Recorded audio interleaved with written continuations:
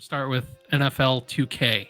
I think was one of the launch titles, if I recall, that It and NBA was. 2K, and just dropping bombs on people, just sitting back, all streaks. It was a very competitive game, and it's not a fun game to play against the computer because it's so dumb. But man, a very competitive, fun game, and you got to think of like the '99 season of football. It was a Vikings. Viking season, right? Yeah. It wasn't a very good Patriots team. We had Drew Bledsoe at the time, so Tom Brady came a year later. So just think about like the time frame. It was a very different league back then. Did have NFL 2K, and I played so much of it.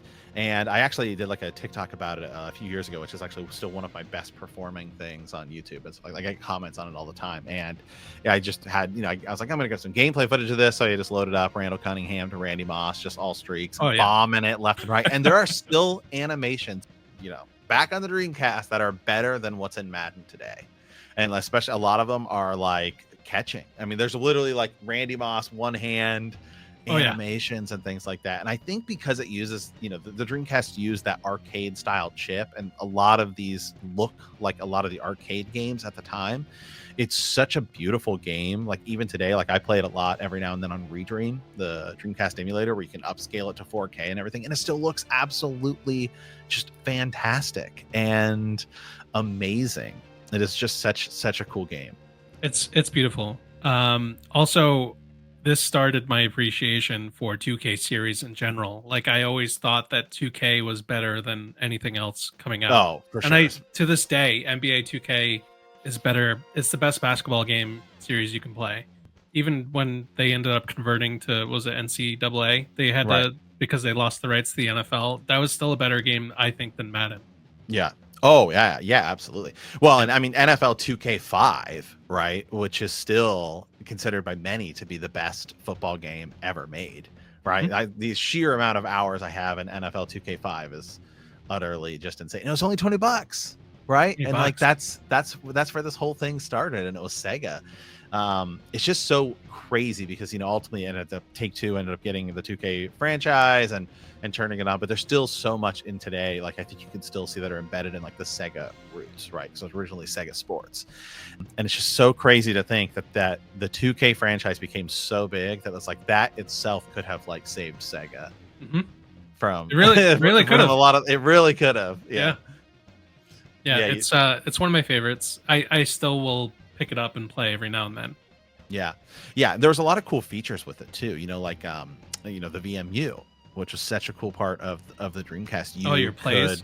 You could see your plays. Yep. So you should know screen looking, right? Like, oh, you don't want to see what plays the other person's picking. You could do that. It was so cool. And a lot of games had cool VMU functionality. And one of the things, 2K itself is not a extremely robust game, right? Like you just get a season mode. Very simple. You can create a player. There is some cool stuff with the creative player in NFL 2K in that there are hidden attribute points. If it's kind of weird. So it's one of those ones where you get a set amount of points that you can put into people.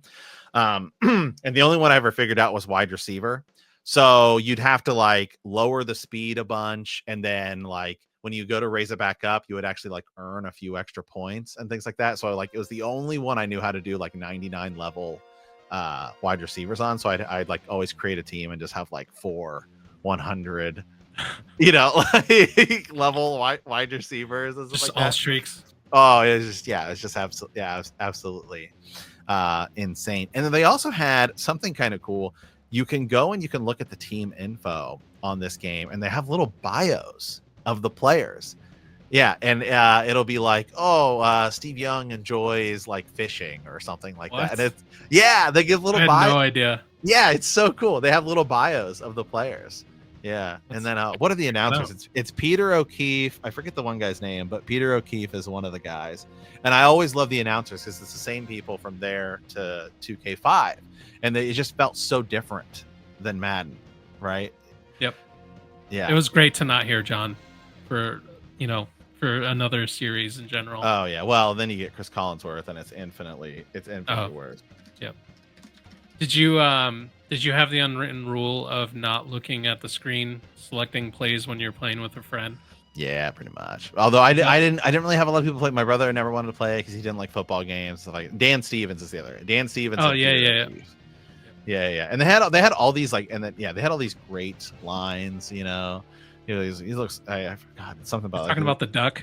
Yeah, something about he looks like a drunk duck. Like, a drunk duck with a poor sense of direction. That's what it is. That's what it was. Yeah. So ridiculous. It was just so fun to have like this totally different experience. And I think it's one of the reasons why people still go back and play NFL 2K like 5. I think most people go back and play 2K5 rather than 2K1. But yeah, I mean, it's another thing too, and we'll talk about this with one of the some of the other games we're going to talk about today is like going from, I personally have always felt that the generational leap from 6th to 7th or 5th to 6th, whatever the generations are, from like that N64 PS1 generation to the Dreamcast PS2 thing, especially, and I always feel it more with the Dreamcast because the other systems came out like a year later and things like that. But man, if you look at the games that are on PS1 and the games that are on like Dreamcast, like the same game,